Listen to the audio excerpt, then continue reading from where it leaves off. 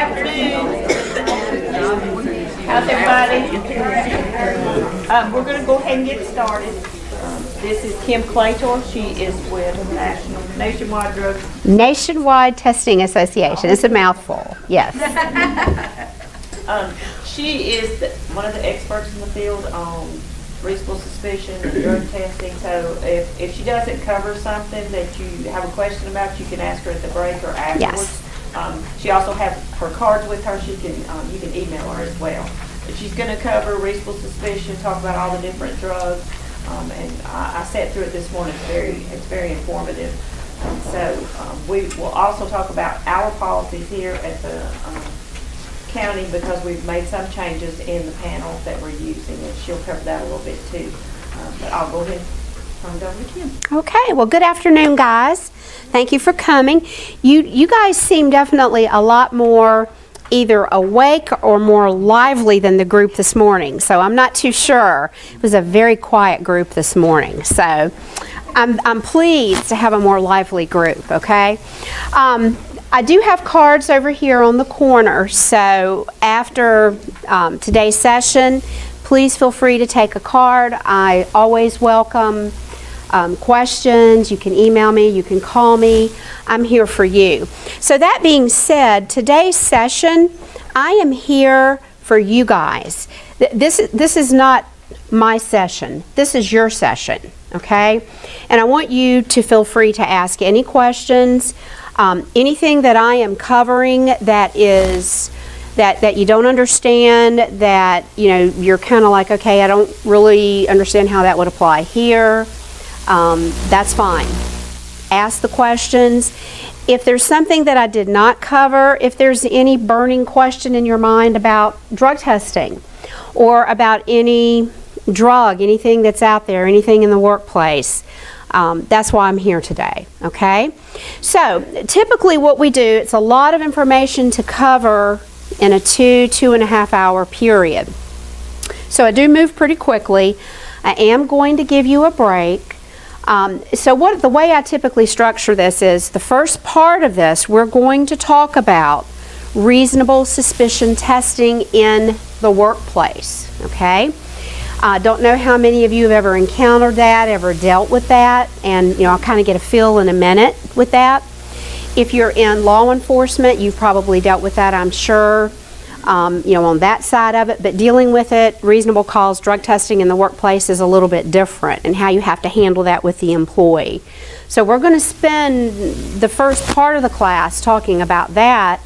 The second part of the class, we're going to talk about the drug panel that you guys test, that you're using, that you test your employees for, the different signs and symptoms that you're going to see for these different drugs. What kind of, what we're seeing in terms of trends. We're going to talk a little bit, I'm going to touch just a little bit about addiction. I can't cover everything that I would love to share with you. I teach a lot of different classes, throughout the course of every week and month. A lot of stuff I'd love to share with you, so I'll try to, hit on some things that would be pertinent. So the first question I will ask, as a supervisor, what is it that would make you uneasy about approaching an employee that is showing adverse behavior or performance? What would make you uneasy about dealing with that? Or would it make you uneasy? How many would it kind of make you kind of go, ick? Raise your hand. Okay, and that's okay. Most people are like that. How many would say, I could deal with it? Raise your hand. Okay, kind of have more in this group than I normally do that say they could deal with it. Most supervisors are uncomfortable with this. Why? Why do you think most supervisors are uncomfortable? What if my judgment's off that day? And so what I think is erratic or unusual behavior is not really. I don't know. Okay. Second guessing myself. Okay, that's good. That's a good answer. So what could that lead to? What kind of problem could that lead to with the employee? Me letting it go too long and then feeling comfortable with doing whatever that behavior is. But that's one thing. But what could that employee come back and do? sue. Most people are afraid of some sort of adverse employee action. That's what the long and the short of this usually boils down to. I've been in this industry 28 years, and we see most of the time that most employers are afraid of this. They're afraid to utilize reasonable suspicion testing simply because they're afraid they're going to be sued. They're afraid that the employee is going to come back and accuse them of, some sort of, I was falsely accused, defamed, so on and so forth. Okay, and that can happen. I'm not going to sugarcoat it for you. It certainly can. You get the right kind of personality, and certainly if you're dealing with a true substance abuser, which we'll talk a little bit about this afternoon, they're going to come back and defend all kinds of things. They're going to try to hide their problem, defend their problem, lie, and everything from A to Z.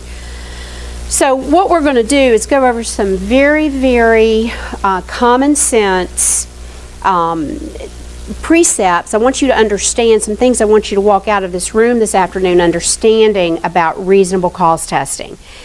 It is not difficult. From a legal perspective, it is really a fairly simple precept. Okay? So this piece actually was written, it was reviewed by our corporate attorneys. This is what has been tried and true, and it's gone through the court systems over and over, nationwide, many cases. So these legal precepts have withstood the test of time. So we're going to go through them. They're not hard to understand. A lot of this is basic common sense. All right? And I don't anticipate with this group that you guys would get yourself out on a limb anyway, like some industries I work with. I have certain types of industries that have certain cultures within those industries. They get themselves in all kinds of hot water when they start trying to talk to employees. All right, so let's go ahead and get started. Now, this regulatory reference that you see up there, that really is referring to the Federal Motor Carrier Safety Regulations. And the only reason it is up there is because this was designed to comply with what they require for supervisors of commercial drivers, in addition to drug-free workplace. So this does comply with both statutes. So sometimes people say, well, what does that mean? That's all that is. But you guys don't really have that, so don't worry about it. All right, let's see if this little clicker works. Uh-oh. We may just have to use the laptop. There we go. There we go. You have to bear with us. Okay, now this is it right here. These are the four really legal precepts that reasonable cause testing, this is kind of what it's built around. So the bottom line is, I want you to remember, if you are ever challenged on a situation that you have asked an employee, for which you've asked an employee to take a test, this is what you want to be thinking about, okay? So number one, as a supervisor, you are not required to identify a specific drug. So don't even go there, because number one, a lot of these signs and symptoms of substance abuse, they can mimic a lot of psychological and a lot of physiological and medical problems. And you don't know what's going on. This person they could be developing some sort of schizophrenia. They could be developing some sort of bipolar disease. Sometimes medical problems as they're rearing their head and they've not been diagnosed. You can see a lot of the same signs and symptoms that some of these drugs would exhibit. You don't know. So even if you have a pretty good idea, you don't want to be talking to this employee or even trying to say, I'm pretty sure this is cocaine or meth, or, this is what this is. You want to steer clear of that because you don't know. Okay, again, you're in reasonable cause. The supervisor is only required to demonstrate that you felt that based on adverse changes in appearance, behavior, job performance, and it doesn't have to be all three, that you felt you had an imminent safety hazard to himself, his coworkers, or the general public, him or herself. Okay? That's all in the world it is. So you're not looking, you're not required, and you're not, looking to try to say, this is what I think it is. You steer clear of that altogether. You just have to demonstrate that based on, again, adverse changes in appearance, behavior, job performance, there was a possible safety hazard, some sort of hazard to him or herself, coworkers, or the general public. Okay? Now, this third one is super important.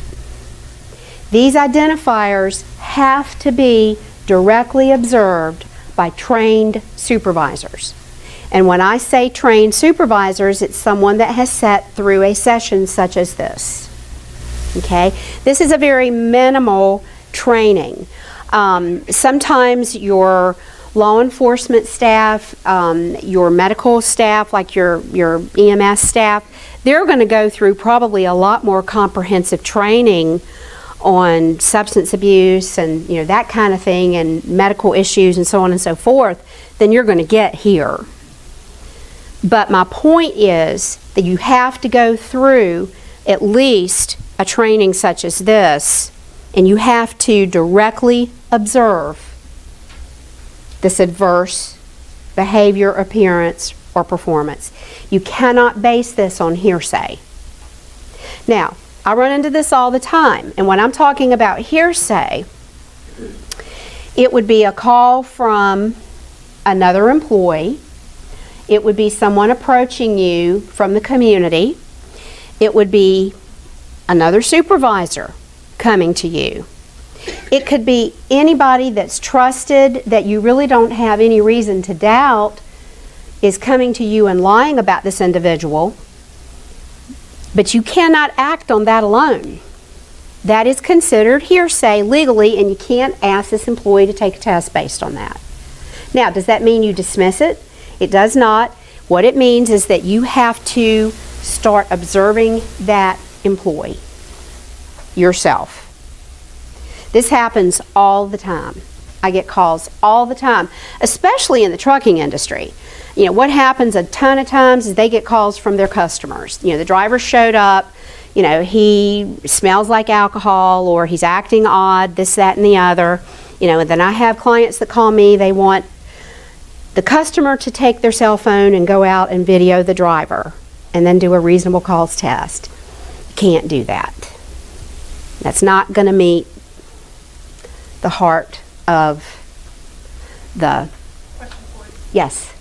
Say you have a reason to believe something is going on with an individual. You're a supervisor, but not that person's direct supervisor. As a trained supervisor, can you then request that testing, or does it have to be the individual's direct supervisor? That is going to be a policy. That's going to depend on how Catawba County looks at that. So Miriam, I would defer that question to Miriam.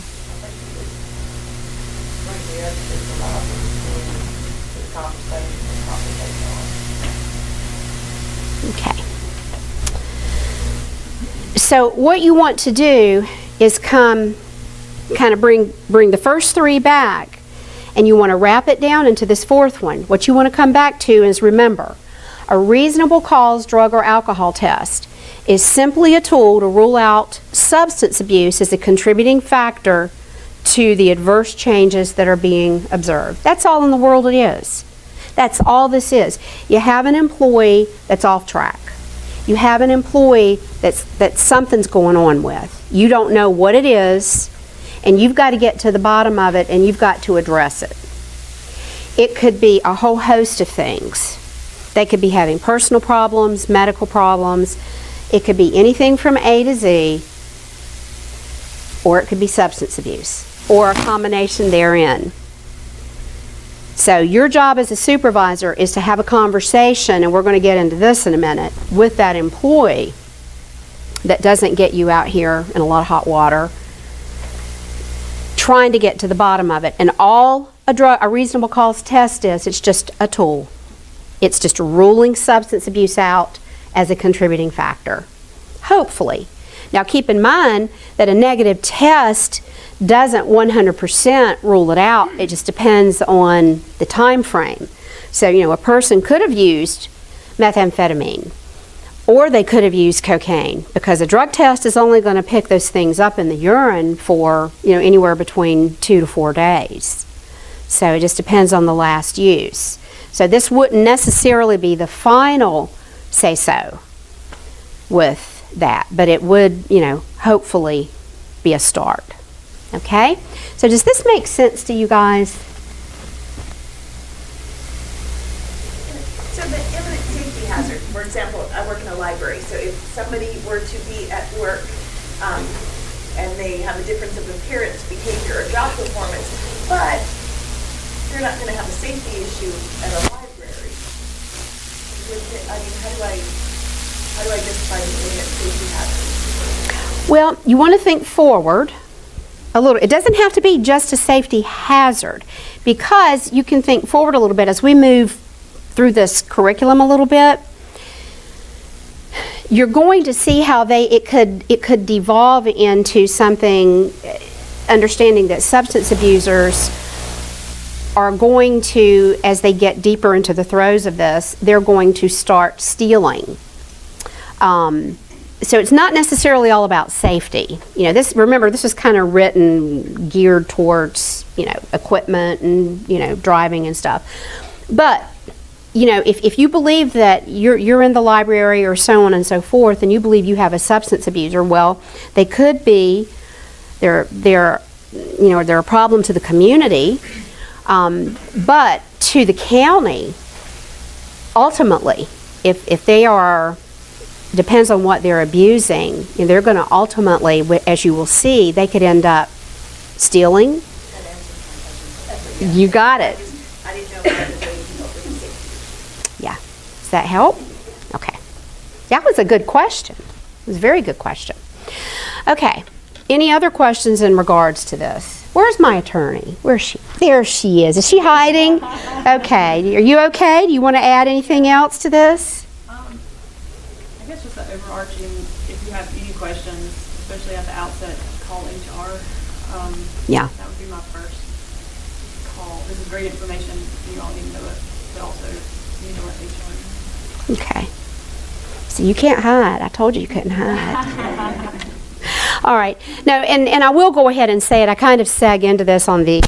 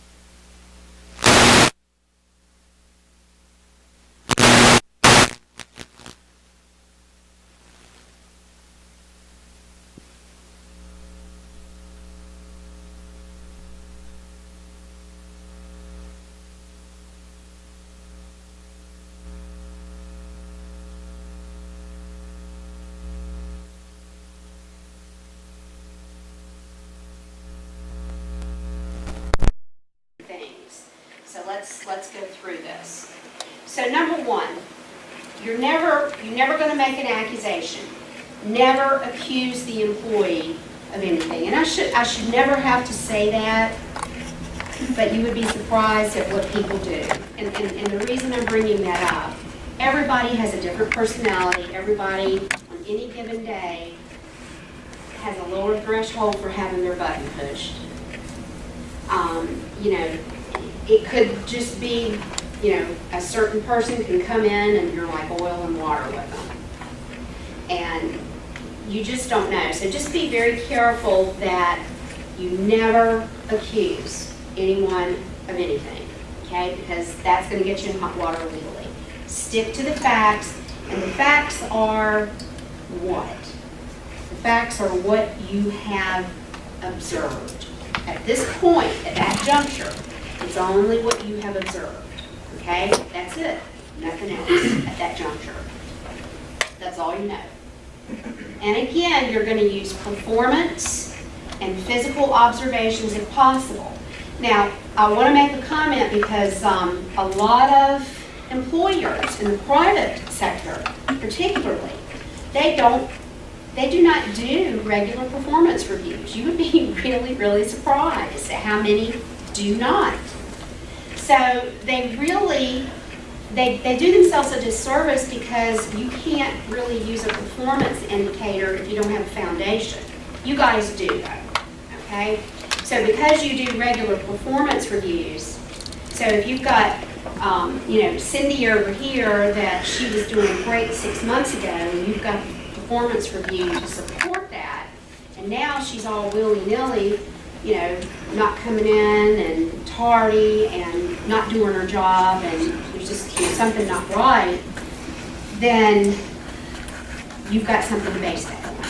Okay, so if you can hang your hat on performance, that's a really safe place to do it if you can. All right, and of course physical observations if possible.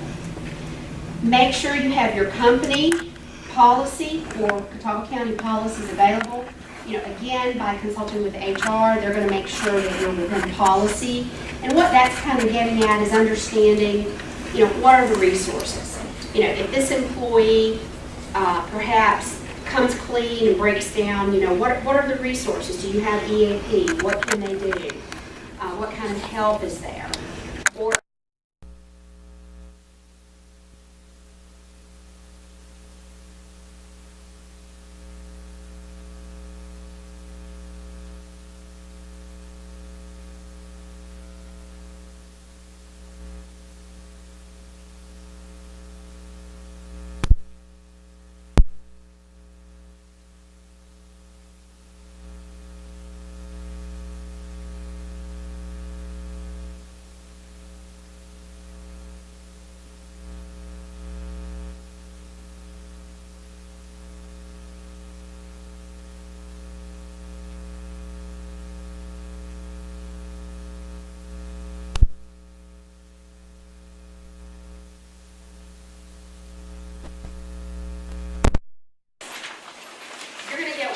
that's more comprehensive.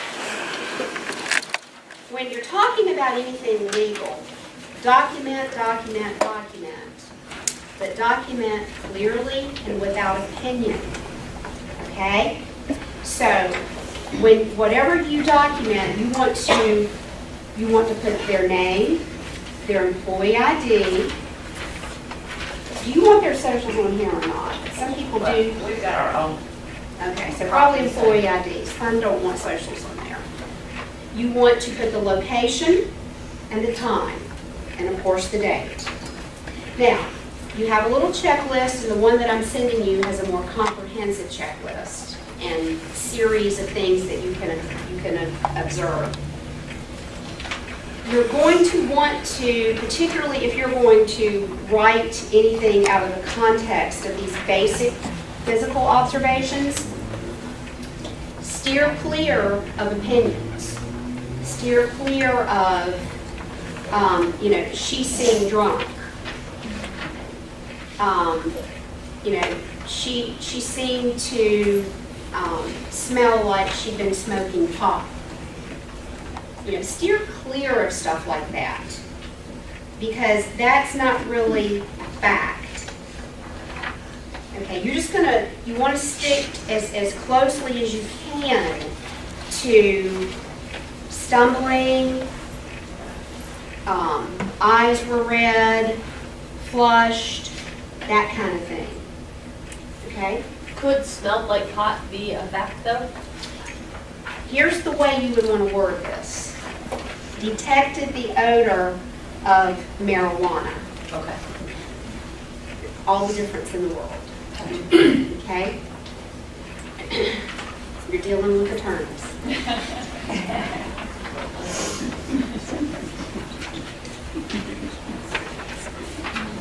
Okay. So, good, clear, detailed documentation.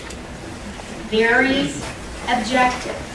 Do not be subjective. Does everybody understand what I mean by that?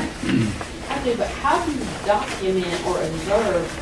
Sometimes employees are clearly in danger and you should not let them climb that ladder or be driving because you know they're not erratic behavior or whatever, whether you know what drugs in their system or not, they should not be on that ladder or driving that car especially on county time. So how do you, you know what I'm saying? You have to observe, but at the same time, you don't want to watch them fall off the ladder if you Exactly. can prevent it. So It's a good question. It's a good question.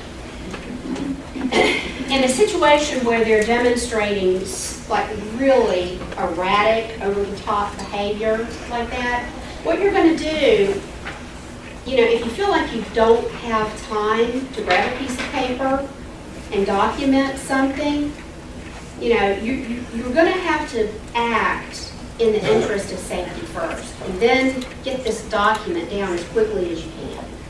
Okay, because you may not be able, for instance, if somebody's under the influence of PCP and you encounter them, you're not going to have time to get a little piece of paper and sit down and have a chat with them, because they're going to be out of their head and they can hurt you and somebody else. You're going to need to get, emergency responders there as soon as you can. So the point is, you have to make some decisions like that sometimes. But, if they're acting really erratic and you do have, you do feel like you have time to document, just make a note. Very erratic behavior at, whatever it is they're doing. But if they're imminent that they're really bad, that you think something's going to happen right there, deal with it right there and then document it. So that's a good question. It's a very good question. Okay? Okay. Because you may not be able to sit down, just depending on the drugs. Some of these drugs, you're not going to be able to have an interview with them anyway. They're going to be out of their head, depending on what they've gotten hold of. And particularly right now, with some of the stuff coming in that's being cut with other things, and they don't know what they're getting. I don't know that that's so much around here, but in some of the more urban areas, some of the stuff that's being purchased, they don't even know what it's being cut with when they buy it. And they're getting some really crazy stuff. So, you just use good judgment with that. Okay? All right, so you identify, good documentation that's very objective, very, very objective. Don't throw any colorings of your opinions in there, okay? All right. Then you're going to confirm. Now, I think I confused the first class when I asked them what that meant. And somebody came and corrected me afterwards that I had confused them. So I'm not going to confuse you guys. So the third step, you now have to confirm. Okay, so we've identified an issue with direct observations. We've got documentation. We now have to confirm, what are we going to do this? What are we going to do with this? Who do you confirm this with? HR. Okay, and I had them all. They just sat and looked at me like I had 3 heads in the first class.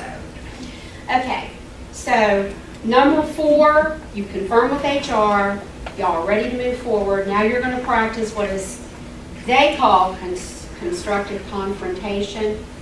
I don't like that, it needs to be constructive conversation. Because the more they can tell you, the more you can get them talking, the better off you're going to be. Because remember, if this is a substance abuser, they think you know a lot more than you do. Okay? So who knows what in the world they're going to come out with. I did a little mock interview this morning with one of them, and he just spilled the beans on something right there, and he didn't even realize what he had said. Now, it wasn't a substance abuser, just a little role play there this morning. He was a real good guy. But my point is, you want this to be constructive because, again, you don't know what's going on with this person. You're just trying to get to the bottom of it. You want to give them an opportunity to explain this. So, what are you going to see when you go to talk to this employee? These are very common, and this is certainly not everything, but they're going to become defensive, deny everything that you're saying. What are you talking about? Or they're going to become very talkative, just talking, making up everything from A to Z. Very convincing excuses, very manipulative, and I'm going to come back to that in a minute. Remain silent, stonewall you. Don't know. Don't know. Don't know. Become aggressive, belligerent, uncooperative, crying. Now, I teach classes on addiction, addictive behavior, the nature of addiction, the changes that happens to a person when they become an addict. And we've learned more and more and more about this. Again, I've been in this industry a long, long time. I'm not warm and fuzzy about it. These people made an initial choice. 98% of the time, they made an initial choice. But depending on their genetic makeup and depending on the drug, it crosses a line where it's not a choice. And it is a physiological, they now have had physiological changes in the neural pathways in the brain and in their makeup. And they got to have a drug.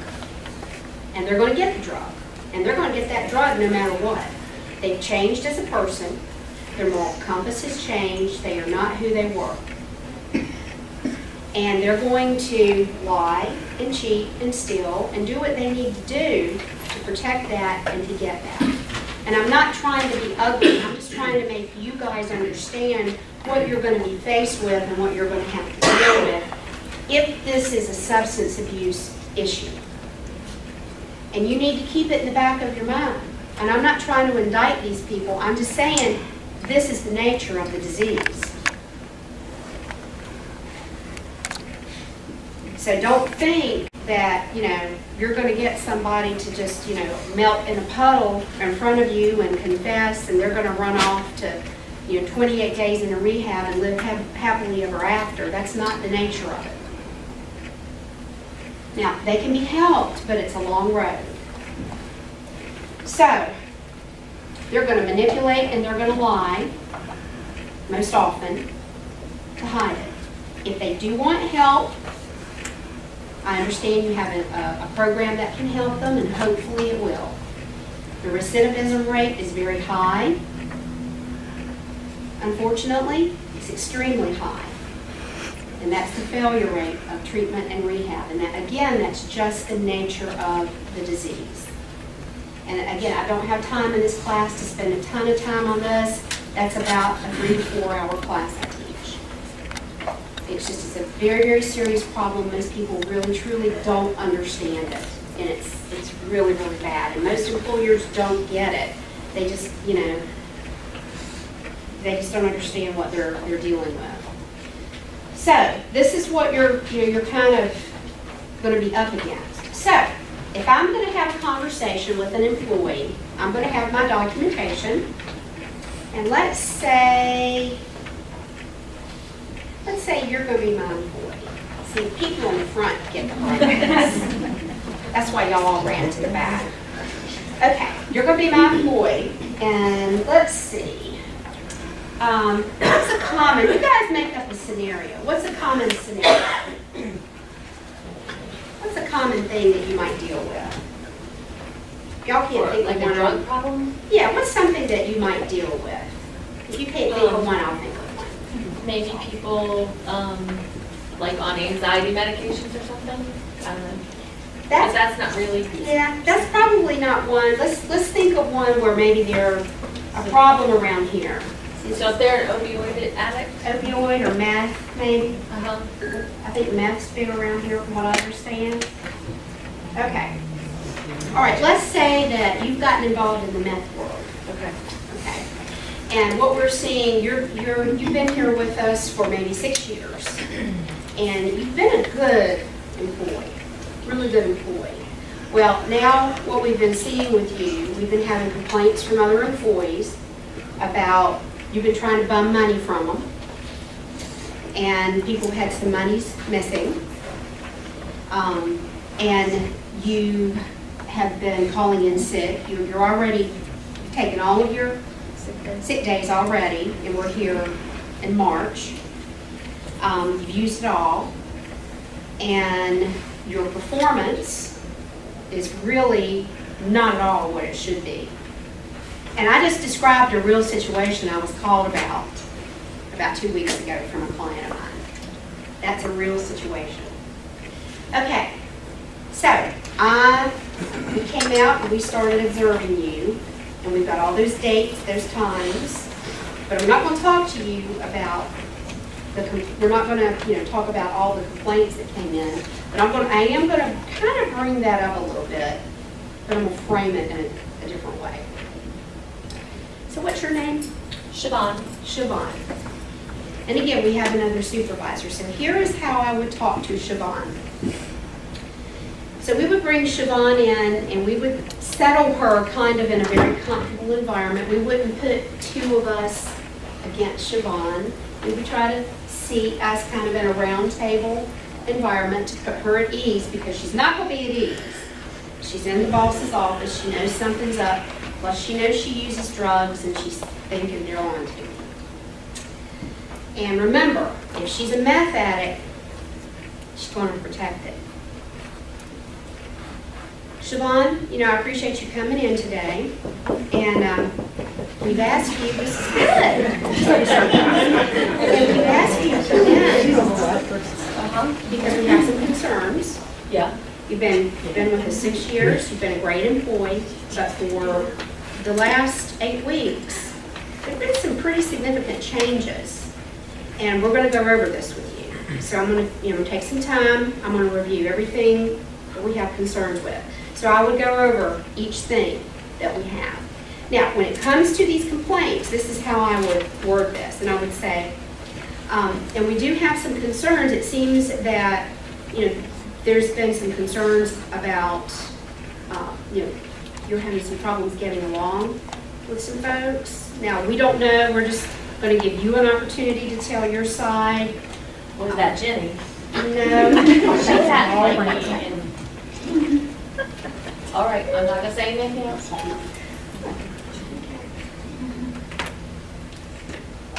That's fine. She's just a liar, though. We're just understanding. We're just understanding that there's some problems across the board with that, and we just wanted to hear. Let's see if you can help us understand. So as far as the tardies and the absences, can you help us understand what's been going on with that? You've already used up all of your sick days and vacation this year.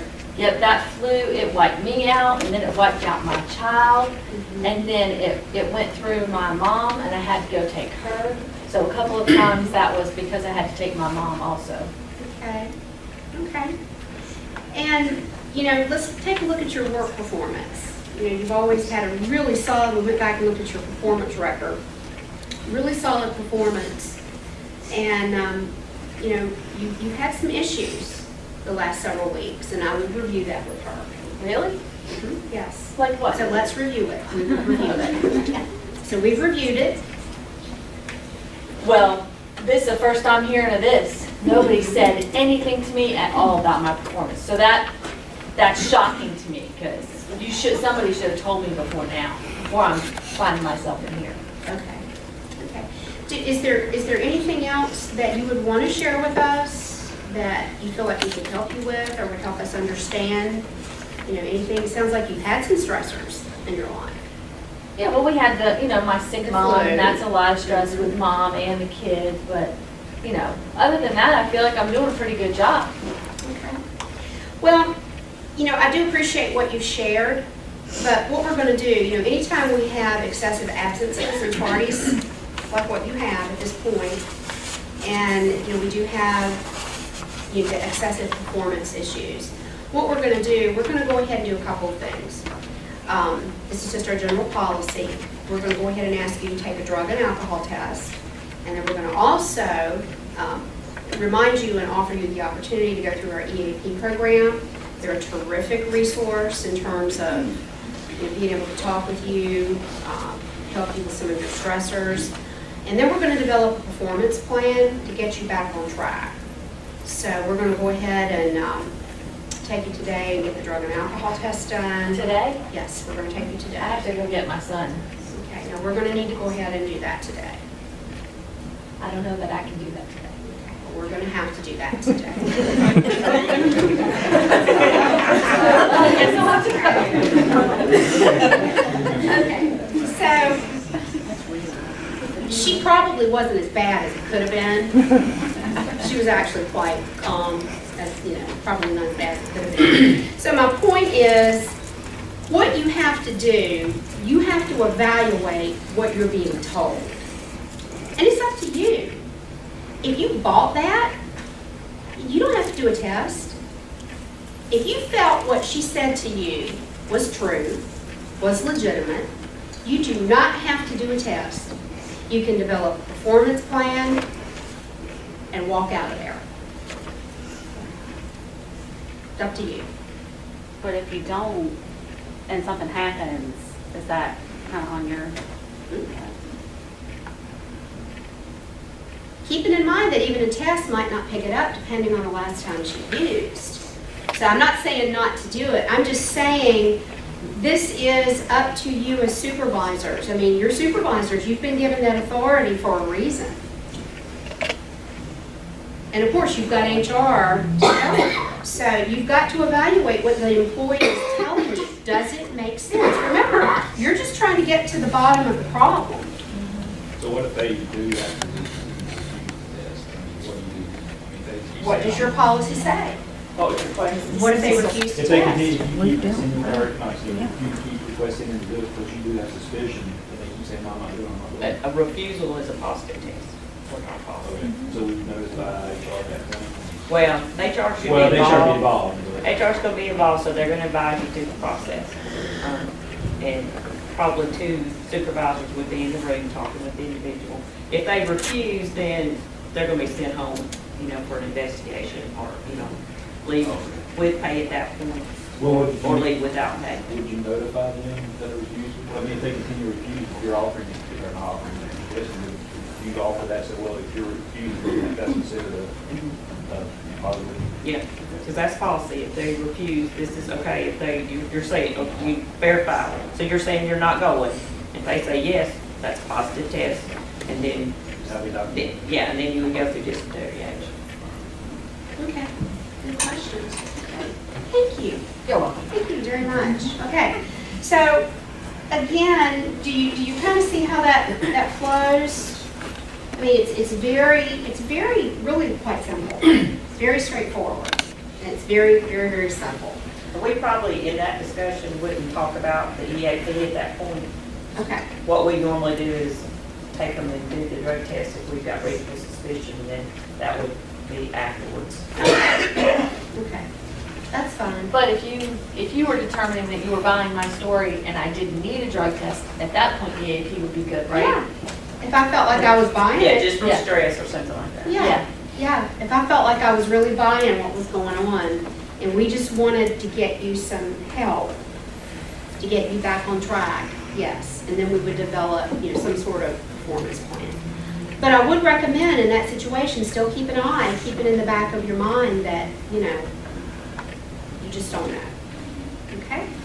All right. Any questions about anything that we've covered in relation to the definition of reasonable cause testing in the workplace, how you have to document, how you have to frame it, and talk to the employee?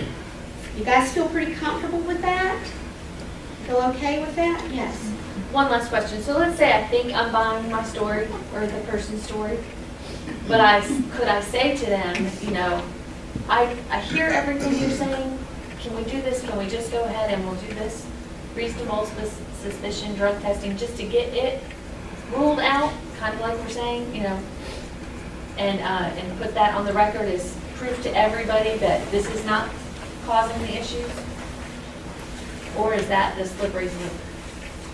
You know, when you say, can we just, you know, could we do this as proof to everybody? The question could come up as proof to who? Right. You know, Okay. it could raise the question in their mind. It can make them think, you know, because remember, we might be a little paranoid anyway if they're a substance abuser. Yeah. So you want to kind of keep it as simple and as you can. Probably what you would want to do is just say, so what we're going to do is just part of our general policy. You know, when we have situations like this to come up, we're just going to go ahead and, you know, get the drug and alcohol test done. And if they get, you know, all puffed up and huffy and defensive, you can say, you know, please be reassured, we're not saying you're using drugs or alcohol. This is just part of our general policy. Okay. That's good. And just go that route. Because once you've let it out there, once you've decided internally that you're doing it, you're doing it. And once you've said it, you're Yes. doing it. There's no going back from there. Yes. Say, oops, wait, well, maybe not. Yes, yes.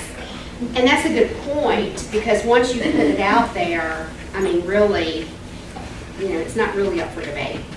Yeah, once you talk to HR and the decision's made, you know, you need to do a drug and alcohol test, that's where you're going. You really have to justify what you have in place. Before you ever have this conversation. Right. Gotcha. What if the employee blames it on their behavior on medicine, on prescribed medicine, that I think this is a side effect, or do you still pursue with the drug test? I mean, how do you handle that piece of it? They're offering you, it may or may not be, but If they are taking prescription medication, which, you know, there are some that can create some pretty bizarre side effects, what you can do is reassure them that you know, depending on what it is, and you don't want to start discussing that with them, you're getting into HIPAA stuff. If it shows up on the drug test, they will get an opportunity to talk to the medical review officer about it. If it doesn't show up on the drug test, then what you could do is consult with HR and explain to them, okay, this is what the employee has said. You know, perhaps we need to have them, you know, go to EAP, because with your EAP, do they have medical, do they get into Yeah, we have to do a fitness for duty. a fitness for duty, maybe get into that? And we're gonna get Yeah. HR's gonna get the results. Yeah, but if it comes back negative, it just depends on what the drug is. If it's some sort of psychoactive drug, that's probably not necessarily going to show up on the drug test. If it's one of the real like lithium and things like that, that's not going to show up. So anything like that won't. So just kind of keep that in mind. And I'll put this out here, if y'all have a really unusual situation that you're just concerned about, you've got my car, call me. Because you can have some really odd ones to pop up every now and again, and you're just kind of like, we're just not sure where to go. This is uncharted territory here. Yeah, but you do have to be careful with discussing medical issues, especially if they start wanting to talk to you about it.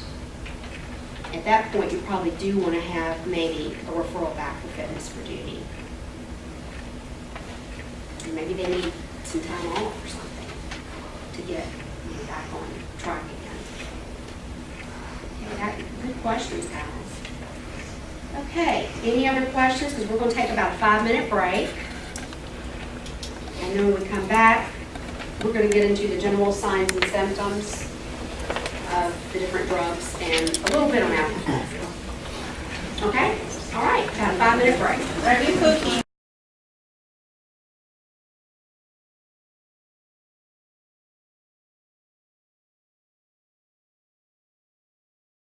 All righty.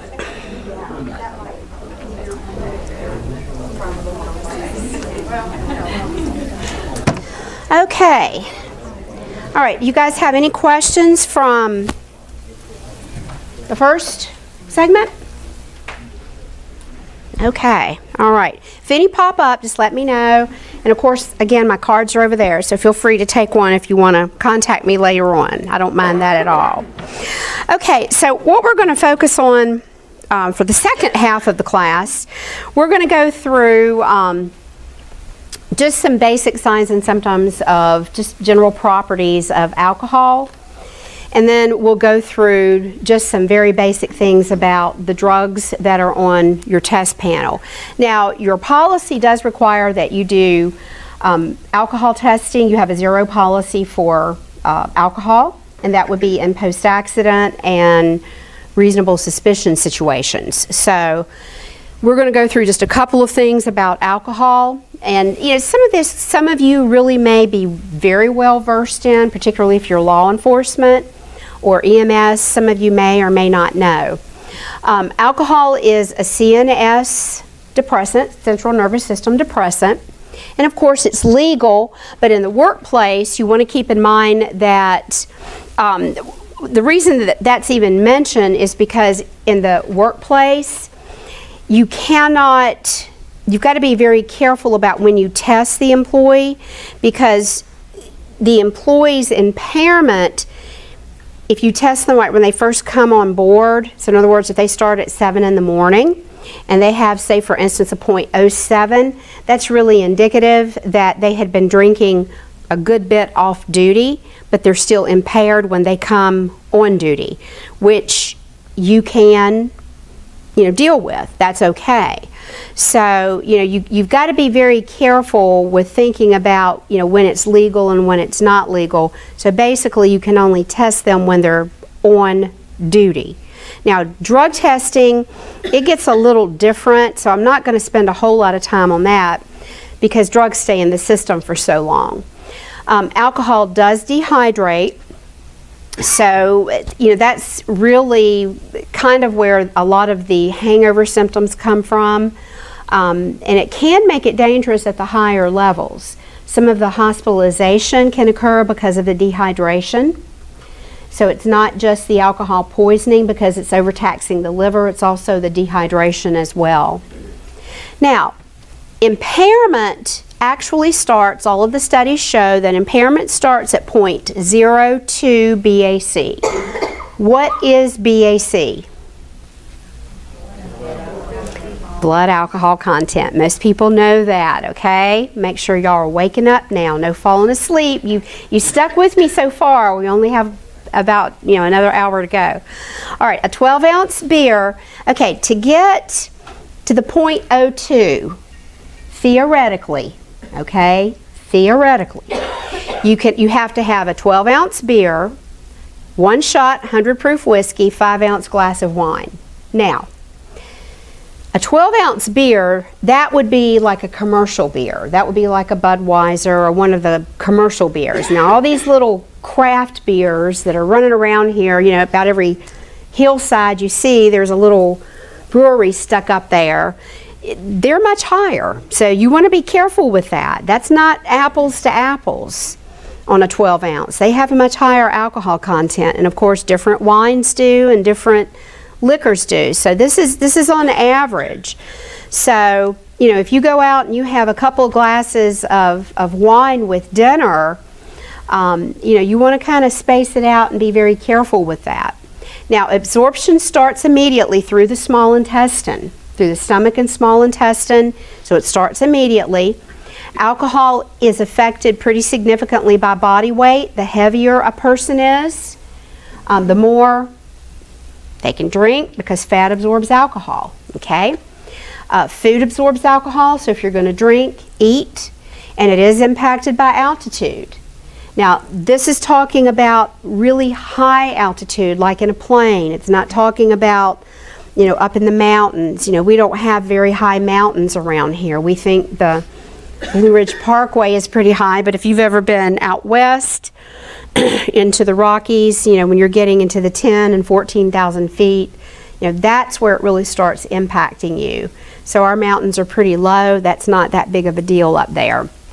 So when you're flying, you want to be very, very careful with it because altitude does speed up alcohol absorption. So I always like to watch people, in the bar and in the planes, and I like to think, yep, y'all gonna get hit pretty quick here. So you want to be careful with that. Elimination, it's detoxed in the liver. Everybody kind of knows that. Now, it's out 1 ounce per hour regardless of the amount in the body. So if you've had 3 or 4 drinks, so if you've had 3 or 4 or 5 ounce glasses of wine over the course of an hour, how long is that going to take to get out? 1 ounce an hour. So a 5 ounce glass of wine is equal to 1 ounce of alcohol. What did I hear back here? It's going to take a long time, isn't it? Okay, so you've got to do your math with this and be careful.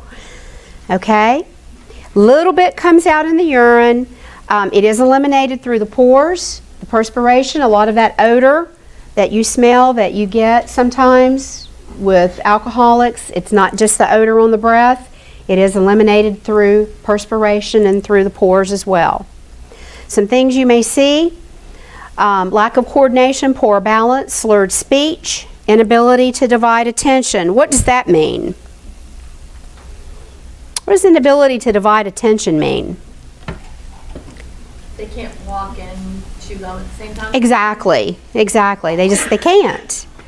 Okay, so if you have any law enforcement in here, having them, what are some of those little things they try to make them do? All these little things at the same time. Yeah, they can't do all this stuff at the same time. Inability to divide attention, and they can't, brains all ick, okay? So let's look at this.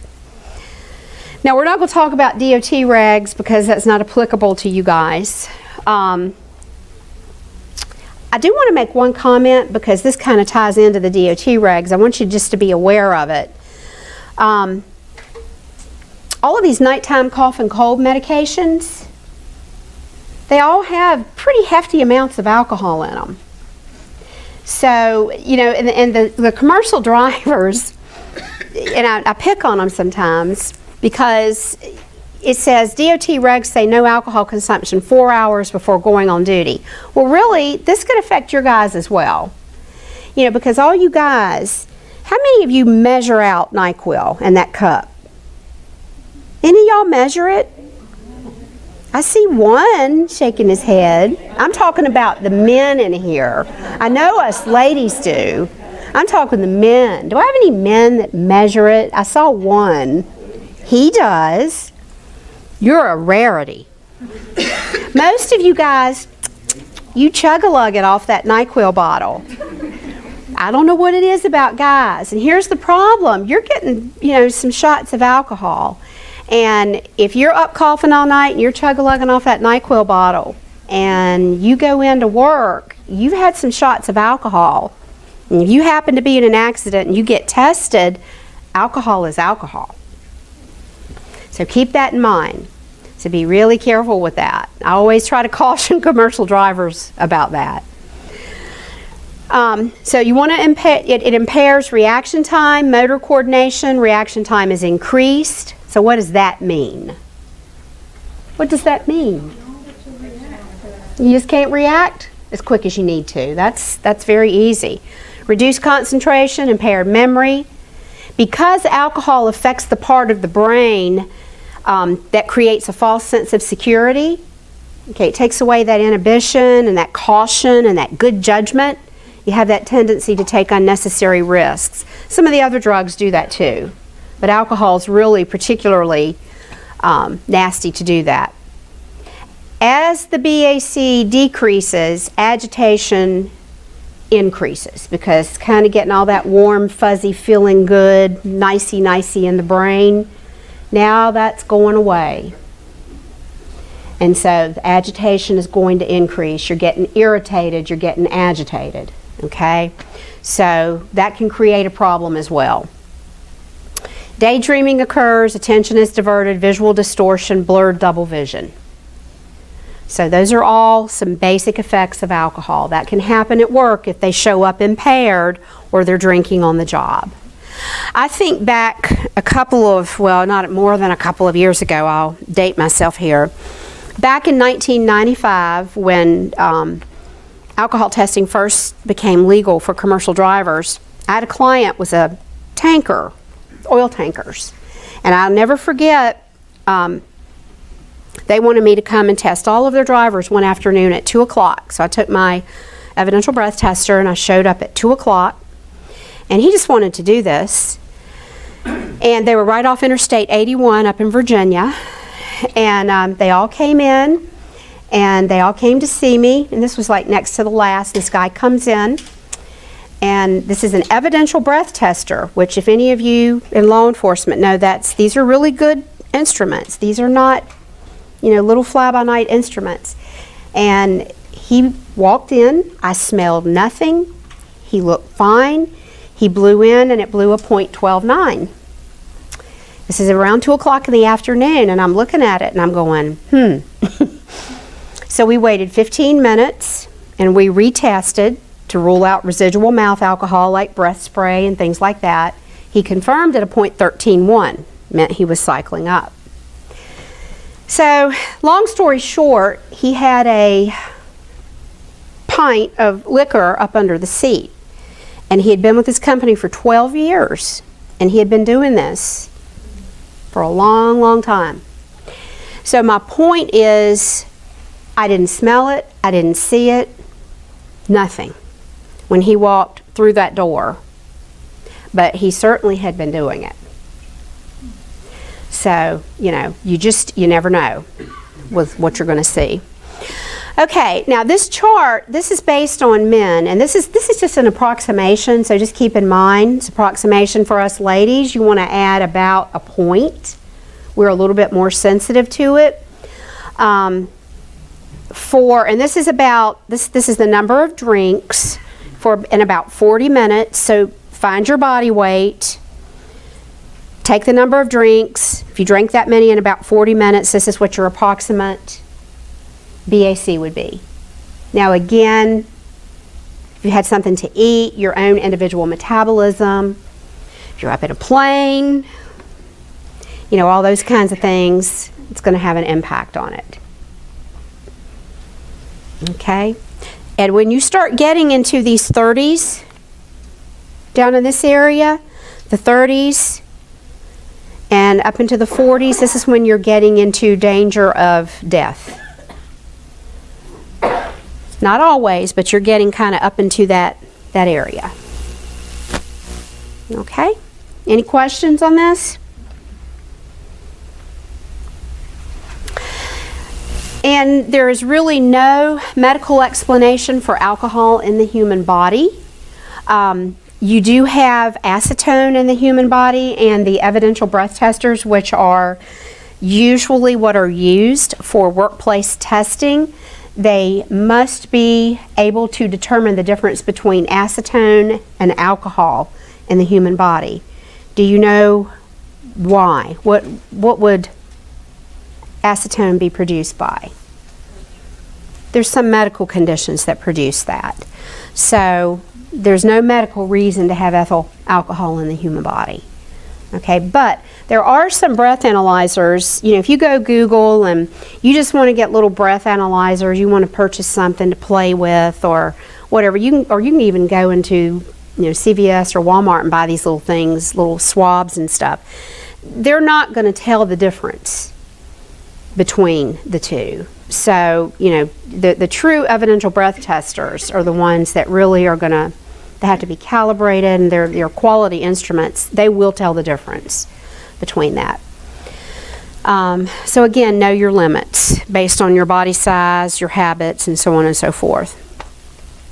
And again, nothing's going to speed it up. Remember, an ounce an hour, roughly about 45 minutes to an hour. So coffee, cold showers, drinking lots of water, there's all kind of little remedies out there that you'll hear about. Nothing's going to speed it up. Your body's going to metabolize at about that rate. Okay? So these are just going to treat the symptoms of the hangover, make you feel better. That's all they're going to do. That's about the long and the short of that. Okay, any questions on alcohol? before we move into the drugs? Okay. And of course, that speaks for itself. I do want to make a comment. You know, there's a lot of publicity about the opioids. There's a lot of publicity about methamphetamines and all of the other drugs. Nobody talks about the data coming in on alcoholism. It's on the rise. It has not gone away. It's still there. It's still rampant. Still creates the most carnage in terms of substance abuse on our highways. But I'm going to tell you, anybody ever go look at any of Colorado and Nevada and Oregon's statistics since they've started medical marijuana and recreational marijuana? You need to go take a look. I'm not going to take the time to do it here. Those statistics are coming in, and it's not pretty in terms of the accidents since medical marijuana has and recreational marijuana has come into effect. Okay, now we're going to talk about just general signs and symptoms of substance abuse. Now, these are some general things you will see in the workplace. I can't possibly, go over every single thing. These are some general, very classic things that should send your antenna up. Okay, should make you kind of sit up and pay attention. So, number one, pills in unmarked bottles or containers, no prescription labels. Abrupt changes in behavior, loss of interest in previous activities, secretiveness, avoidance of straight friends and authority figures, moodiness, shortened attention span, no ambitions, couldn't care less attitude, inappropriate overreaction to any form of criticism. Now, again, this is a change. This is where you're seeing a change. Maybe they've always been like that. That's their general personality.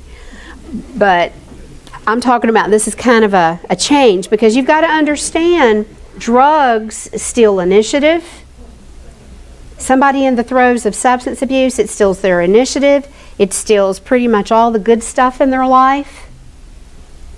It takes all the good stuff out. And it just leaves just the drugs. That's all they're interested in, are the drugs. So it's going to take all that good stuff away. Now, this last one, you have got to take that very seriously. We hear this constantly, and we're hearing, a lot of other, really bad stuff that we didn't used to hear. Increase of reported theft of jewelry, money, tools, anything they can get their hands on that's easy to sell or pawn. You got to understand, these people, again, they are not who they were. Their moral compass has been pretty much distorted, warped, gone. They were going to support the habit. No matter what you might want to think, they're going to support it. They're going to run through their resources. They're going to run through their families. They're going to come through their friends. They're going to come through the employers, what they can take. They're going to steal from coworkers. So if you start getting reports from coworkers and complaints that they're being stolen from, cars are being broken into, purses, lockers, jackets, wallets, things are being stolen, toolboxes, whatever they're bringing, whatever is their personal belongings, you need to pay attention. We are also hearing a huge uptick in coworkers. Their coworkers are usually fairly close. They spend a lot of time together. Sometimes they visit each other's homes. They know what each other has. We're having a big uptick in reports of coworkers breaking into other coworkers' homes. They're going to their homes, they're burglarizing it because they know what they have. So they're gonna get what they want, what they need. Don't discount it. Okay, so this is a huge thing, and this has no socioeconomic boundary. None at all. It can be anything, coming from the best families down to, what you would envision as a true meth addict. It doesn't matter. It's everywhere. So keep this in mind, or opiate abuser. careless risk-taking, needless mistakes, disregard for personal appearance, company property. This is another thing you're going to see. They become very, they have a lack of hygiene. They're dirty. They don't want to take a bath. They don't want to shave. You know, for women particularly that maybe once took pride in their appearance, they don't want to wash their hair. They don't comb their hair. They're dirty. Their nails are broken. Clothes are dirty. They smell. You know, just you're going to see a real difference. Lots of lying. You got a lot of visitors in the workplace that shouldn't be, on and off traffic in the workplace. They're disappearing, coming back. You don't know what, you know, where are they going? What are they doing? On and off of the workplace. Unexplained disappearance from the job site. Family problems go without saying. Lots of family problems. Increased absenteeism, tardiness from work, deterioration in work performance, loss of short-term memory, lack of judgment, fail to carry out commitments, promises, inconsistent work quality, unexplained financial problems. So again, these are just very common general things that you may see. Okay? All right. So the drugs that are on the drug test, now this talks about DOT. Your test is a DOT look-alike, and although this says opioids, it's actually an expanded panel for opioids. Opioids is a catch-all phrase for the natural opiates and the synthetic opiates. Do you know the difference? Some of you might. The natural opiates, you're getting into your codeine, your morphine. Heroin is kind of out there by itself. It's a 6-acetylmorphine. It's kind of a morphine derivative. Then you get into the synthetics, which is your hydromorphone, hydrocodone, oxymorphone, oxycodone. Okay, so they're synthetics. So opioids is kind of a term. It's kind of a catch-all. It gets that whole natural and synthetic group. You guys also test, which is not on here, you also test for barbiturates, benzodiazepines. Barbiturates tend to be like your sleeping medications to help you sleep.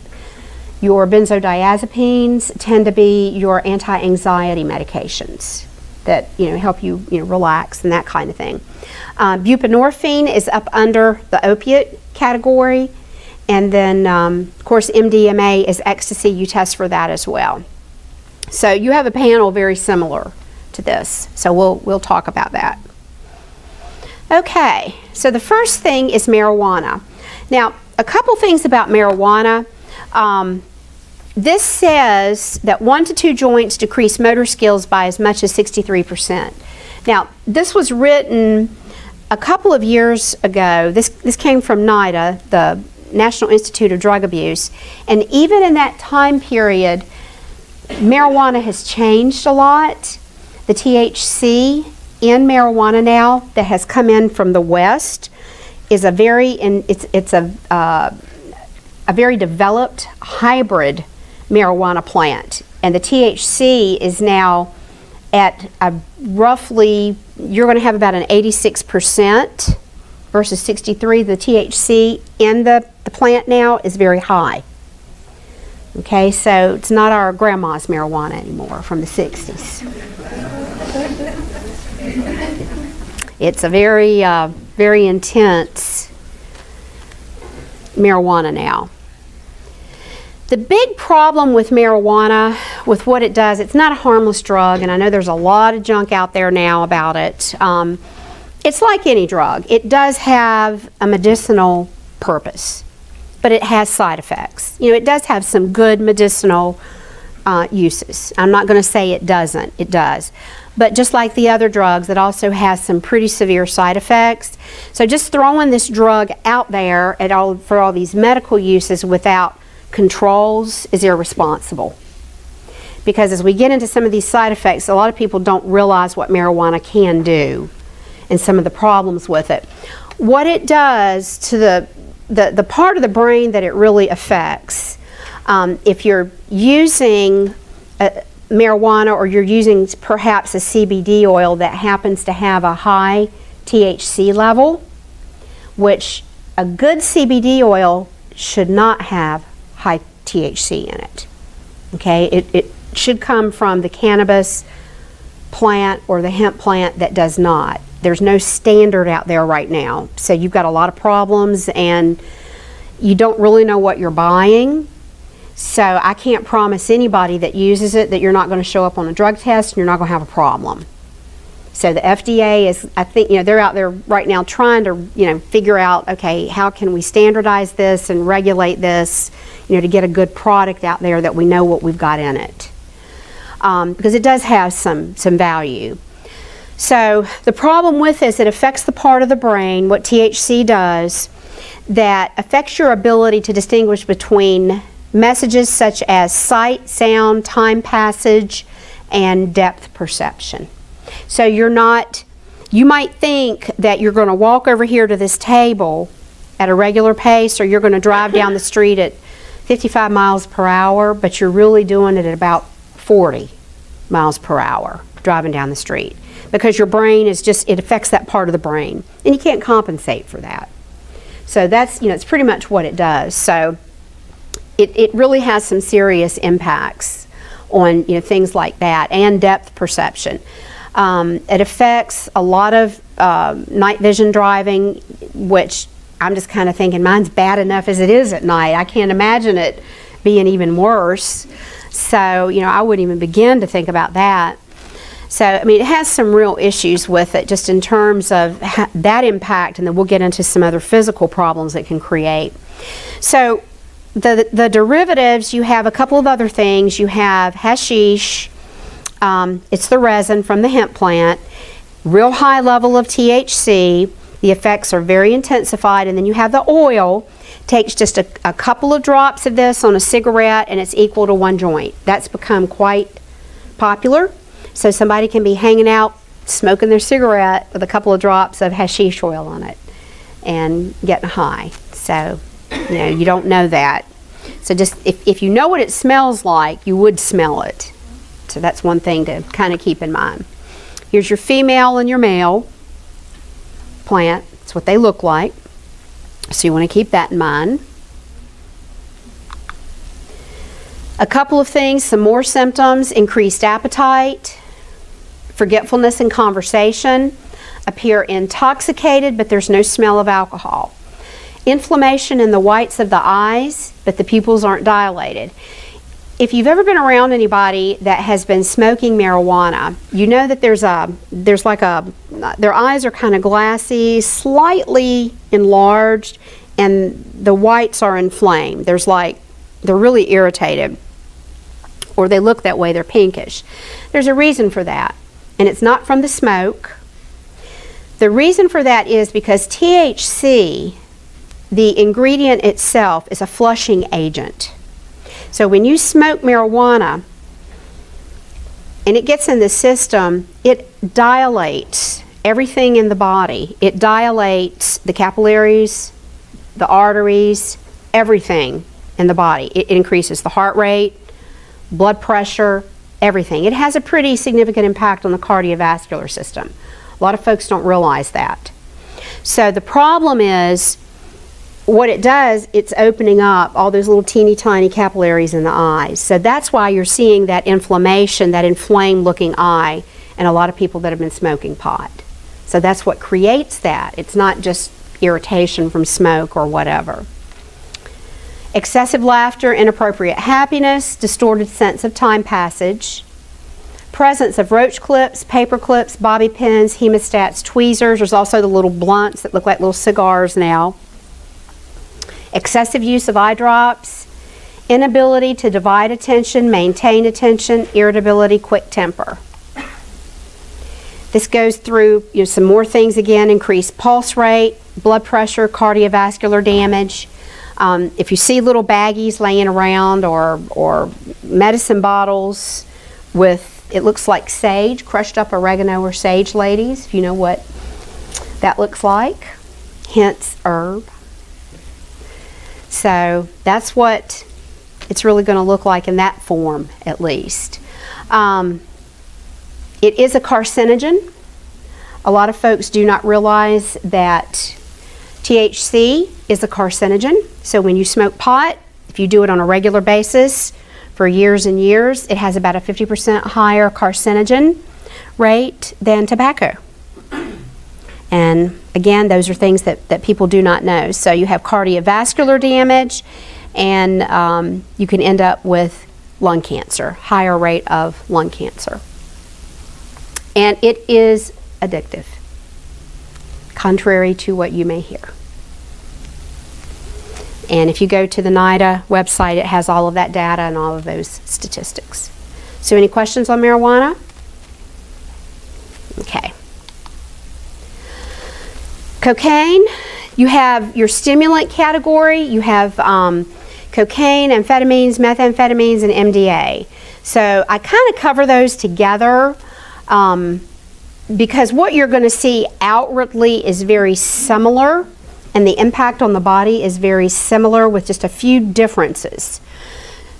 Cocaine, though, is it's one of the most addictive substances in terms of the stimulants. It's very, very powerful. We have to do a lot of continuing education. And what the substance abuse people tell us is that if you have a genetic predisposition to addiction, that this is one of the drugs, just one use, just one time, you can become addicted if you have a genetic predisposition to addiction. It's kind of scary. And you may not even know it. You know, you may not, if you don't have any other addicts in your family, it could throw back several generations. You may not even know it. So a lot of people use this one time and become addicted. It comes in the form of powder, which is what most people think of. It's snorted and it eats the nasal lining. And sometimes you have to do reconstructive surgery. You have lots of nosebleeds. Freebase is where you mix it with ether and baking soda. Creates really extraordinary psychic, physical dependency. Liquids mixed with water injected directly into the bloodstream. A lot of folks do not realize that heroin's not the only thing that's injected. Pretty much any of these drugs can be mixed with water or liquids and injected into the system. You have crack.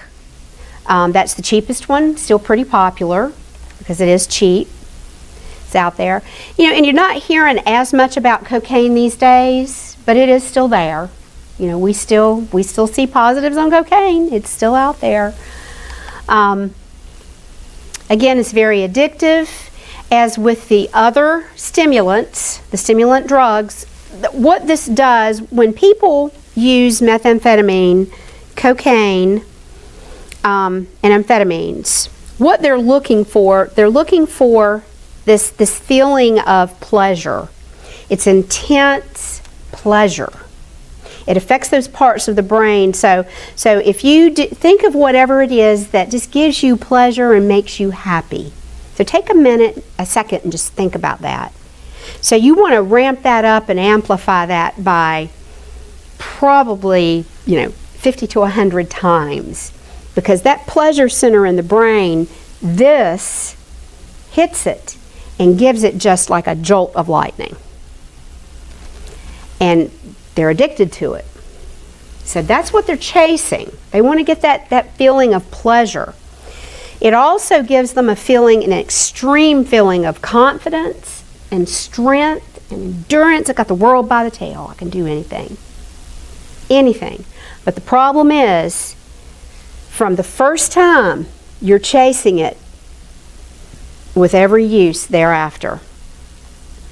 And you have to take more and more and more. And the effect on the cardiovascular system and the heat regulating center in the brain with these stimulants is very, very dramatic. It's very severe.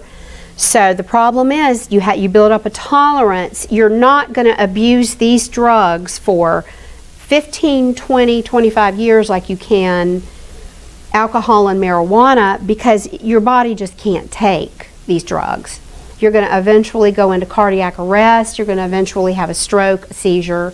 Something's going to happen because you're going to cook your brain or you're going to have a heart attack. They're just too dangerous to go on for years and years and years and years. So sometimes they switch to different drugs of abuse. So they're very, very dangerous, irreversible brain damage. I mean, it's just, I just can't say enough bad things about them. So this is cocaine. Now, when you get into amphetamines and methamphetamines here in a minute, you've got a couple of different things that you're going to see. What you're going to see with someone that is a cocaine addict, they're going to lose weight. They're going to have extreme mood swings. They're going to be very talkative, very kind of agitated, difficulty in focusing the eyes. They're going to have big dilated pupils, nosebleeds, distorted thinking, paranoia. You're going to see this kind of paraphernalia. At least, there's other stuff, but you're going to see this kind of stuff there too. There's going to be pipes, vials, little bowls lying around too. You're going to see that. Straws, that kind of thing. Now, when you get into amphetamines and methamphetamines, you've got two different things. What's the difference? Do you guys know? One's legal and one's totally illegal. Amphetamines are pharmaceuticals, and they are used and prescribed for certain medical conditions. Methamphetamines are totally illegal. They're manufactured illegally. Where does the bulk of our methamphetamines come from? Somebody said this morning, Longview or something. I went, where? That might be from around here, but the bulk that comes into the country right now, you do have your local sources that are made. It can be made locally, but a lot of it comes in from China and from South America. China is a huge supplier of fentanyl and methamphetamine. And it is made actually in labs, big labs, and so it's a bad problem. So these are what you're looking at here are the pills. So let's look at what some of the medications would be. You have Ritalin, Preludin, and Adderall. Those are prescribed for some mild depression. Sometimes they're given to adults. Sometimes they're given for ADD. Sometimes for weight control, but that's not very common anymore. You have ice, which is crystal meth. Then you have khat, which is an Eastern African shrub. Then you have cat. It's very addictive. It's a homemade drug. Produces a burst of energy, euphoria, invincibility. It's kind of used like crack. So it's very dangerous. You just really don't want to be messing around with that. This is what it looks like. If you happen to see anything that looks like that lying around, I'm going to look at that. Now, a couple of things that you're going to see with amphetamines and methamphetamines that you won't see with cocaine so much. Methamphetamine particularly, they call it meth mouth, and some of you may have heard of this. It creates a lot of damage and gum disease, brittle nails, hair falls out, losing your teeth, again, weight loss. You have sleep disorders. They stay awake for days and then they want to sleep for days. Several years of aging that occurs within a few months. You have this measles-like acne, these sores all over their face, different parts of their body. So it's fairly easy to spot once they're, somewhat advanced down the road in their use of it. And again, it's not gonna get better without treatment. They can't really go off of it without treatment. And it does alter the neural pathways in the brain. All of these drugs really alter the neural pathways in the brain. So they're going to come out a very different person. they can go through rehab, they can go through treatment, they can rebuild their life. I'm not saying they're irredeemable, but they're going to come out with a chronic disease that they're going to have to fight their entire life. So it's, it's best just not to go down this road to begin with. Yeah. Yeah. So, very, very sobering. And this came from the NIDA website. This is, I believe they said this was about a 12-month difference in these two women.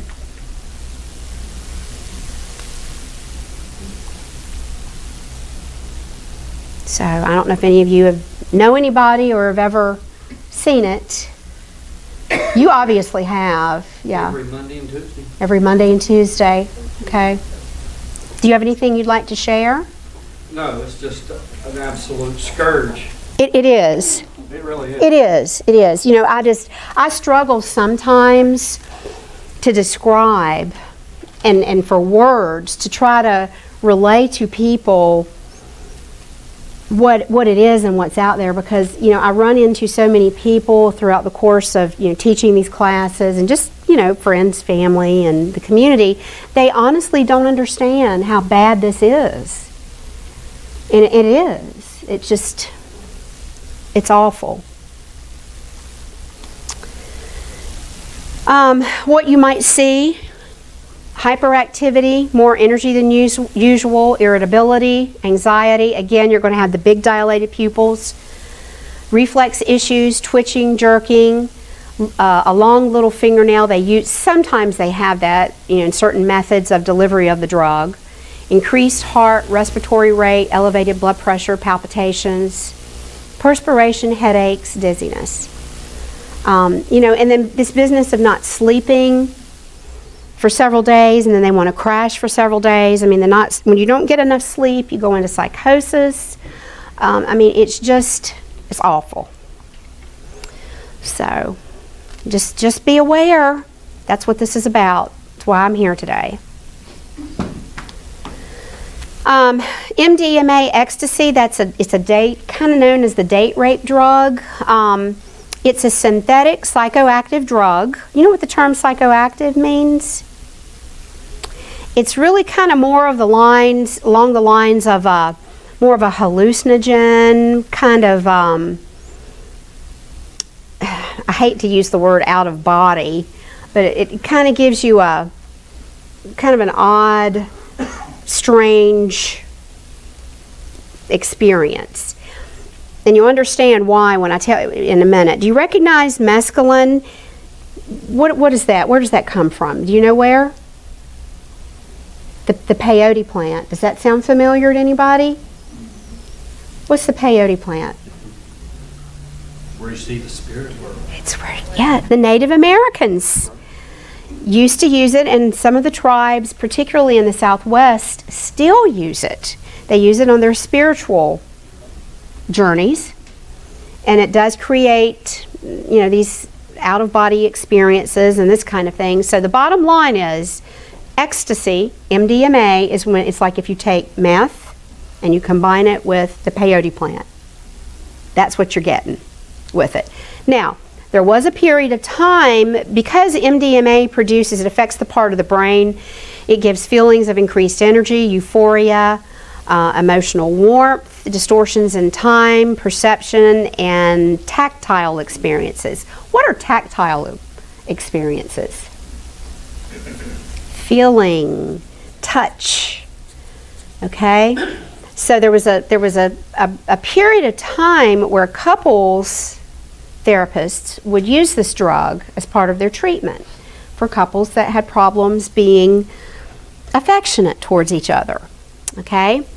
And then they realized that this drug, if you go down to this bullet point in the middle, was causing some problems.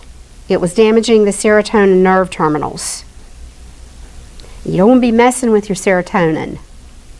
And if you look at the top one, look at what your serotonin regulates. That is something you don't want to be fooling with. Okay? So they really quit, using it for that. So it is kind of still floating around out there. So it does make people feel good, so they're still out there trying to use it. So it can cause a lot of problems, permanent damage. What are you going to see? Increase in heart rate, blood pressure. You can see involuntary teeth grinding, clenching, muscle tension, chills, sweating, faintness. It can create heart disease, all kinds of problems. So it's very similar to the other stimulants like cocaine and amphetamines. So it's still out there, and it's on your drug test. Let's see, where's this gentleman over here? He's busy on his phone. Do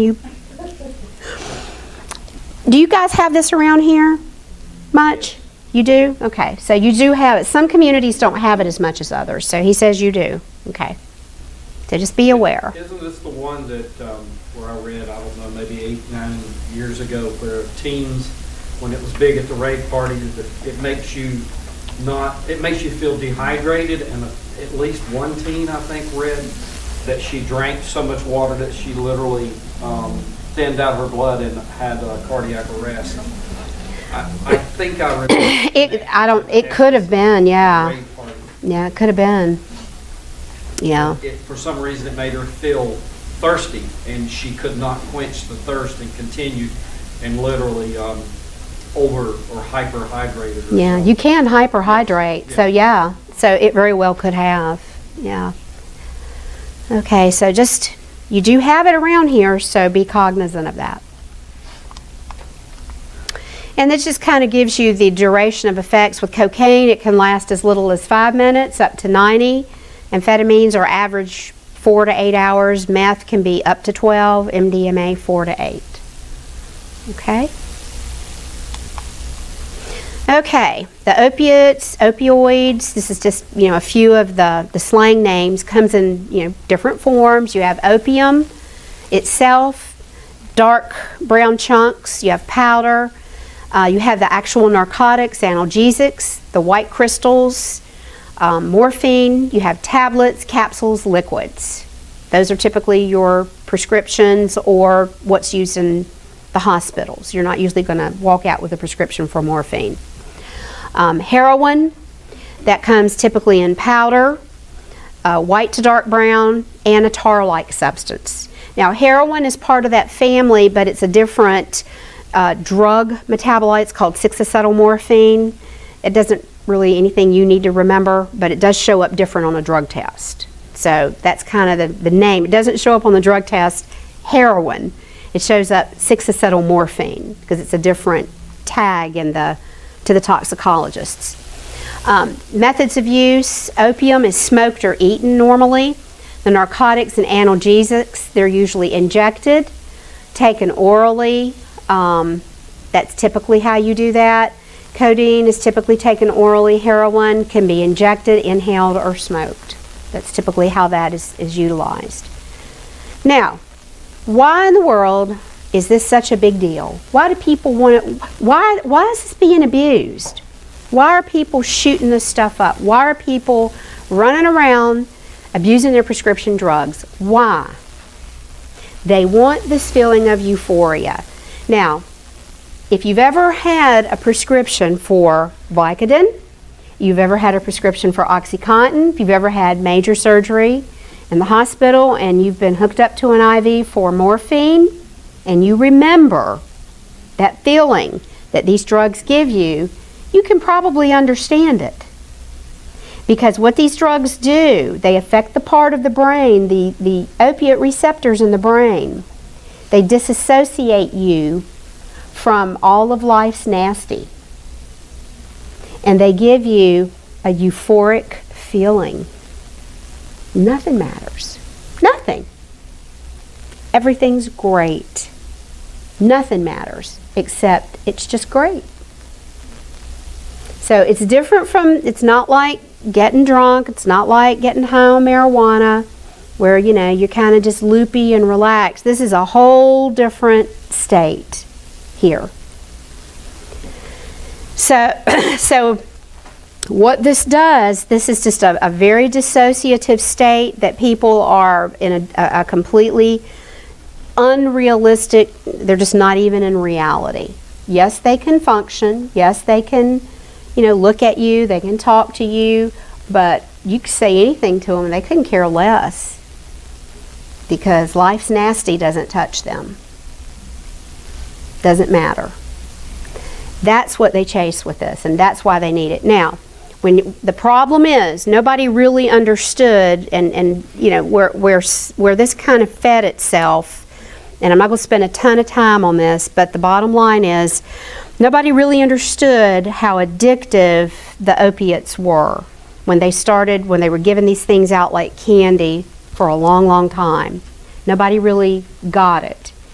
And what was happening, people were going home with this stuff, and a tolerance was building up. So they got it for pain. They had their knee surgery, or they had their toothache or their back surgery or whatever it was, and they were taking this, and said every 4 to 6 hours. Well, they liked how it made them feel to begin with, plus it took the pain away. Well, because the tolerance builds up pretty quickly, the pain was coming back. 3 hours, 3.5 hours. They would take one. Or they just liked how it felt, and they would take more, or they would take more than they were supposed to, and pretty soon they were addicted, and they really didn't realize it. And then they'd start to cut back, and then they would realize what was going on. That was one thing that happened.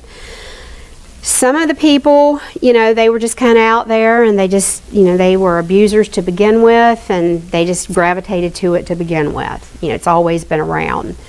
So, it's a whole host of variables that got us where we are, but it is a huge problem. It's bigger than we know. We actually are in a national state of emergency with it. If you go and you pull it up and you look at it, we were declared a state of emergency back in November 2017 as a nation. So, there's a lot going into this.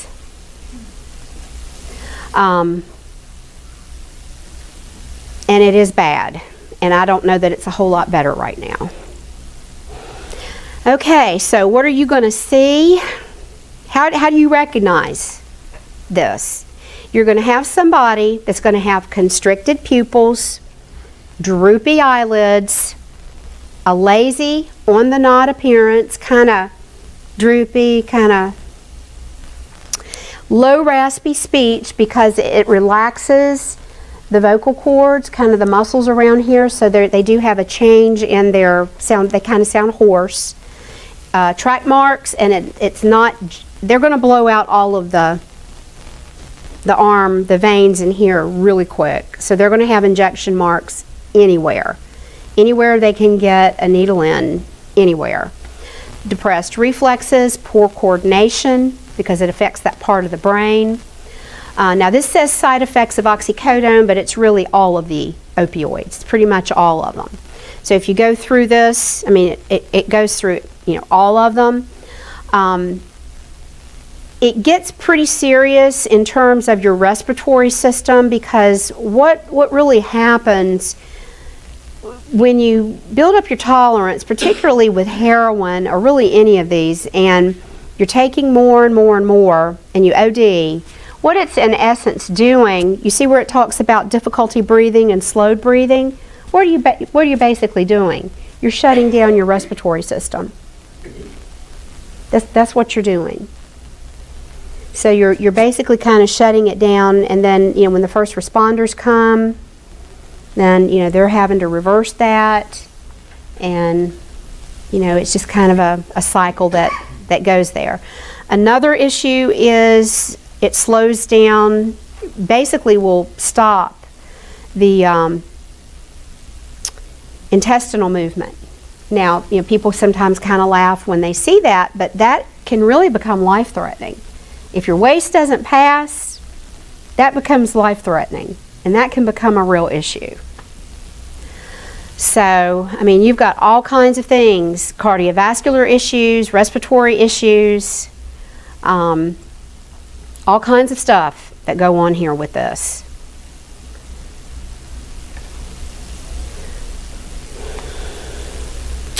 And I'm not going to spend a ton of time on this. This just goes kind of through the difference in oxycodone and Oxycontin. Oxycontin was kind of purported to be that miracle thing in the mid-90s when the pharmaceutical companies came out and said to the doctors, hey, this is time released over 12 hours. Your patients can get relief for 12 hours and, you know, it's not addictive, and the doctors gave it out. Oxycodone is basically, you know, that 4 to 6 hour time frame. That's really the only difference. There was a period of time that people were breaking up the Oxycontin tablets and snorting them, and we had a lot of ODs with that because it was pretty intense with that. This goes through, you know, most of the common ones. Fentanyl and morphine are typically, you're not gonna get those. You're not getting prescriptions for those. Those are going to be used in the hospital. But they're out and about. They're on the street. They're very dangerous. You just have no business with it. This is what the 3 forms, most common forms of heroin. Heroin that's bought on the street because your drug dealer is not going to be terribly ethical to begin with. It's going to cut it with sugar, starch, powdered milk, quinine, strychnine, which is what? Rat poison. You don't know what you're getting. So if you go to, there's a website, it's at the very end of this, so you guys will get it. It's drugsofabuse.gov. They have it's called Emerging Trends and Alerts, and they have things that are released, you know, pretty often in terms of what's coming in across the country, what they're catching. And I mean, they're catching heroin, they're catching like meth coming in cut with fentanyl. I mean, I can't imagine. You know, you go buy heroin and it's cut with fentanyl, and I mean, I just can't imagine. So it's really interesting what you can read on that. So go check that out. And of course, this is heroin. PCP, which is phencyclidine. This is angel dust or Sherman. This is one, I mean, it's still around. We don't see it as much as we used to. Is that one around here? Yeah, we don't see it. We don't see much of it anymore either. It's really one, it's a pretty strong hallucinogen. It's a drug that creates a lot of extreme agitation, disorientation. It does create great physical strength. This is the one where people get it very, very strong. It takes several people to restrain them. They're very disoriented, very agitated, to time and environment. Does anyone have large animals, horses, cattle, pigs in here? Anybody have any? Okay. Have you ever had your vet come out and give a shot of Ace Promazine? It doesn't sound familiar? That's phencyclidine. And a lot of small vets will use it. They're kind of getting away from it as a sedative.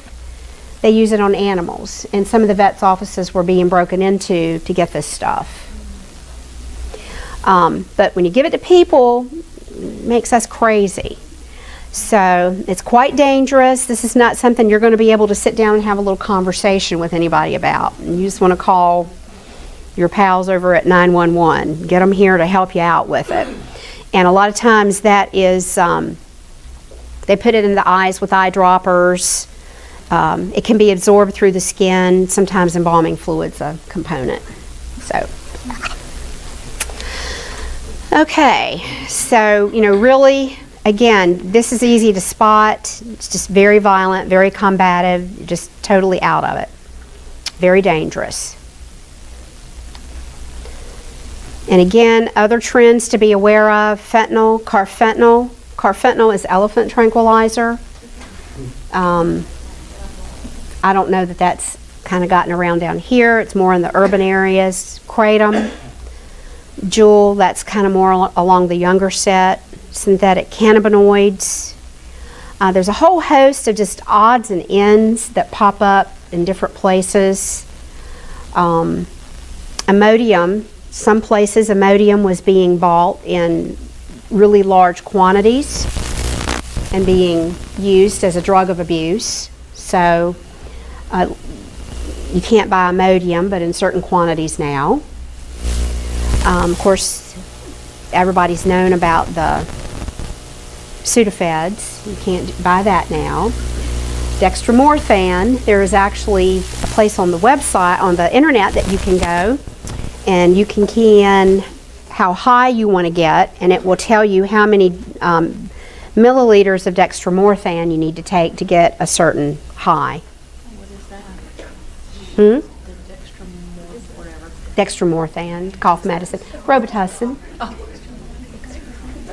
Yeah. Tide Pods, yeah. It's just all kinds of craziness. So anyway, this is a terrific website. Just this has everything on it. So just stay on top of that. Yes. What are bath salts? Bath salts. Do y'all still have that around here? Okay. It's kind of disappeared from a lot of areas. Bath salts are not bath salts, number one. Bath salts are more along the lines of the real base is kind of like a plant fertilizer, is really what they are. And they create, bath salts are more of a hallucinogen type thing.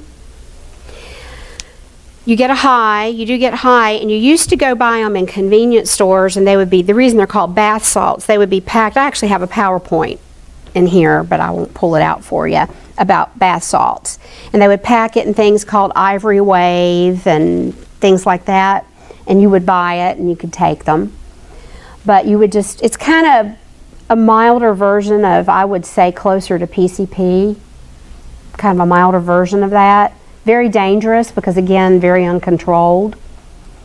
So that's kind of got clamped down on a good bit once they got it out of the convenience stores. A lot of that has.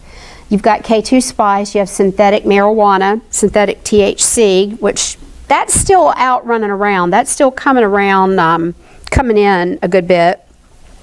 A lot of that's cut with fentanyl now that comes in. You know, that's in pockets of the country we see as that comes in.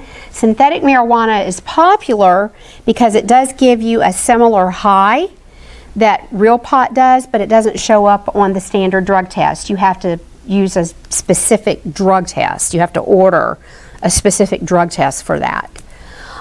So that is still out there. I was trying to think of anything else. Can't think of anything else that pops up right now that would be in this area. That's about it right now. Is there anything else you guys had a question about? Any burning question about drug testing in general, or you understand about the MRO process? Employees do get an opportunity to talk about their prescriptions, and you know, they don't, if they're taking someone else's prescription, that's a no-no. They're not going to get a pass with that. And sometimes if they're taking an old prescription that they've been hanging on to for a while, sometimes that's a problem too. They don't want to do that. Now, if they have a prescription for a chronic medical problem, that's a different thing. You know, like if they have migraines and they've been hanging on to, you know, maybe painkiller or something like that, that's a little different. Okay? Anything else? Well, you guys have been a good group. I've enjoyed you. All right? Okay. My cards are up here if you want to get one, if you have any questions. So thank you. Any other questions?